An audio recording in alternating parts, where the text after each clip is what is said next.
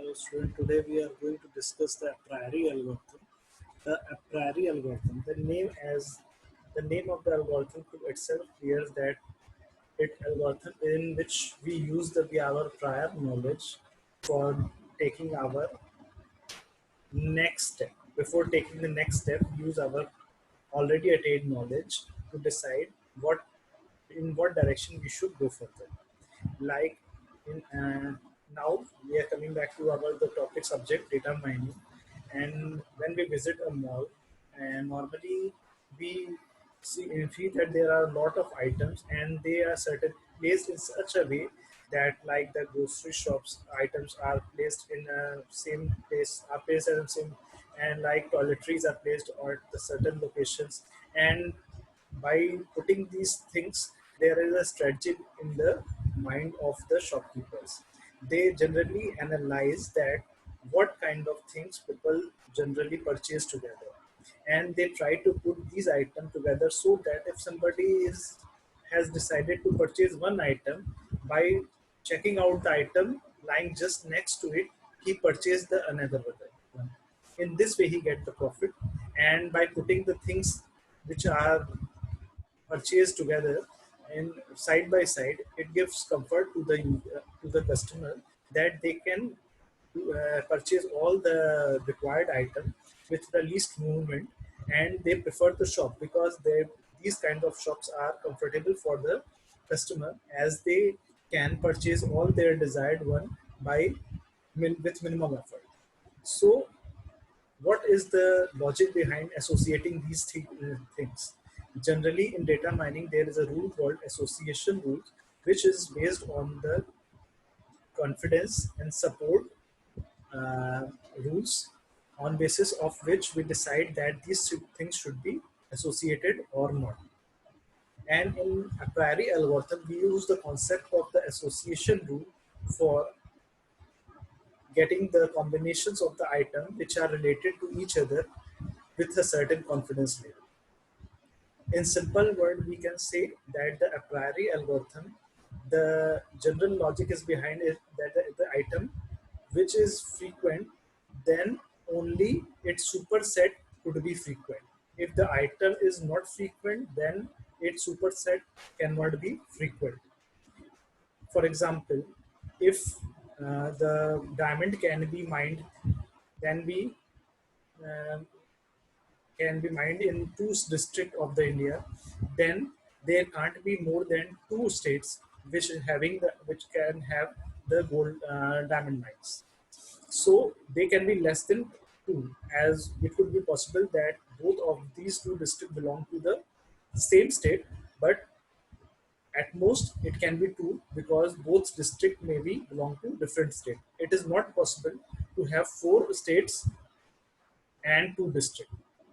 So we can in generally say that if item is not frequent, then it superset cannot be frequent. And if it item is frequent, then there is a possibility that superset could be frequent. This is the basic concept line of the a priori algorithm. This algorithm was given by R. Agarwal and R. Shrikant in 1994 for finding the frequent item set in a data set. This property that I've told you is called the a priori property. Okay. Now we shall go through an example. Here there is a list of transactions T1 to T9. There are nine transactions. In these transactions, transactions are done by the customer who visited a particular shop and purchased among the five number of item I1, I2, I3, I4, I5. The first here in first transaction, three items were purchased, I1, I2, I5. Similarly, in T2, I2 and I4 were purchased, and likewise. So there are nine transactions, and each transaction have different number of items. Here, in the given question, we have decided that we approve any rule association suit if only if it has a confidence level 60% 2 or more than 2. So if item frequency is 2 or more than 2, then only it will be considered as associated. It will be associated, otherwise not. A priori algorithm is iterative step in initial step for there we find out the number of times an item is being purchased. As there here there are 5 items, so we shall find out the frequency of the transactions in which that item has been purchased. Here the 5 items are I1, I2, I3, I4, I5, and the support count here represents the frequency for which they have been purchased. As in the initial list, I1 item has been purchased for 6 number of times, I2 for 7 number of times, I3 for 6, I4 for 2, and I5 for 2 times. So in the initial step for a single item, the frequency or number of times the item has been purchased, a table has been created. This is called the first C1 or candidate set. In this on this candidate set, we shall find out the number of items which have supports the minimum support count of 2 or whose frequency is 2 or greater than 2.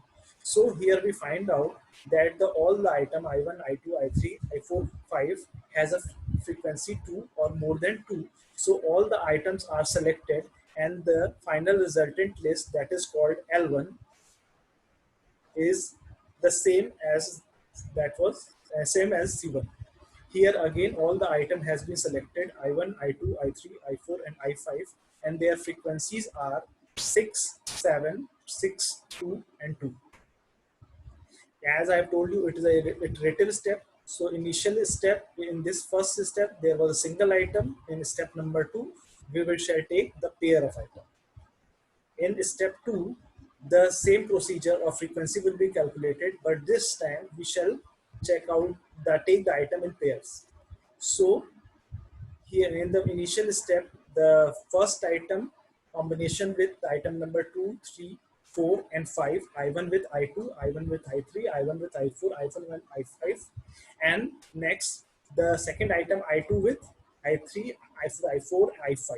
I2 has not been taken with I1 because we have already taken I1 with I2, so no need to take I2 with I1. In the next, the I3 has been taken with I4 and I5, and no need to take I. Similarly, now no need to take I3 with I2 or I3 with I1 because we have already taken them. And at last I4 with I5.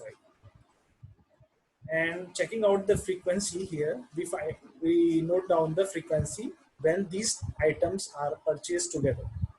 So here we got the item list candidate set C2 and C2 candidate set C2, in which the frequency or the for which the item has been purchased together is listed.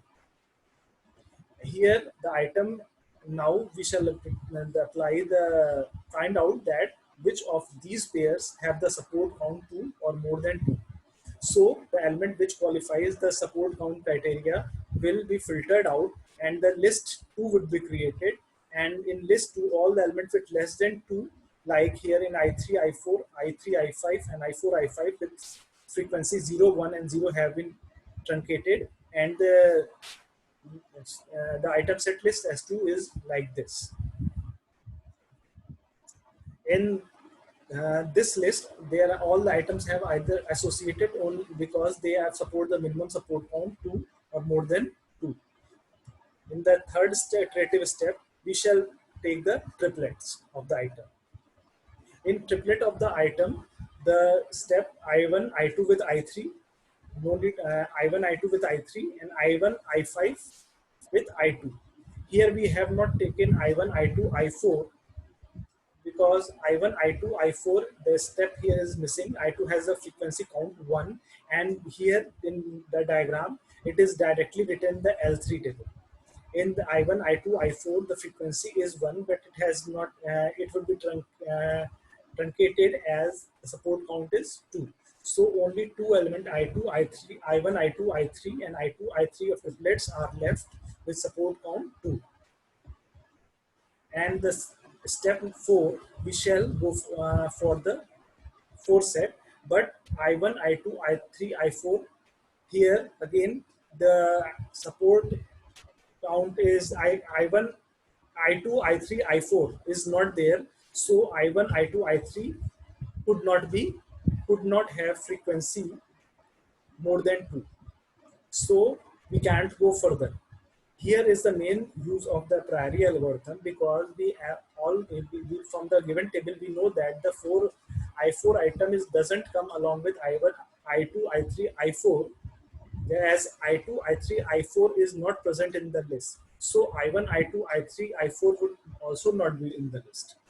So we shall not go move back to the initial table, and we can directly consider that I1, I2, I3 does not exist. Similarly, I2, I3, I5 does not exist in the list. So I1, I2, I3, I5 would not exist. So we finally conclude that this is the final list and we cannot move any further. So it can so the final list is the same in the third iteration step, and when the iteration stops or produce the same result as the last step in the last iteration, then we stop this algorithm. In this algorithm is very useful because when the size of the number of items increases, suppose in the shop there are thousands of items, and we cannot simply check out the list manually or check out each item, and because it will be so time consuming. So here is the main use of the a priori algorithm, because checking out the last step of iterative step, we can analyze that whether we can perform or move further or not. This is very time efficient and time saving technique, and we can have discovered all the frequent items. This is heavily used in business and service chain CRM. So that's all about the a priori algorithm.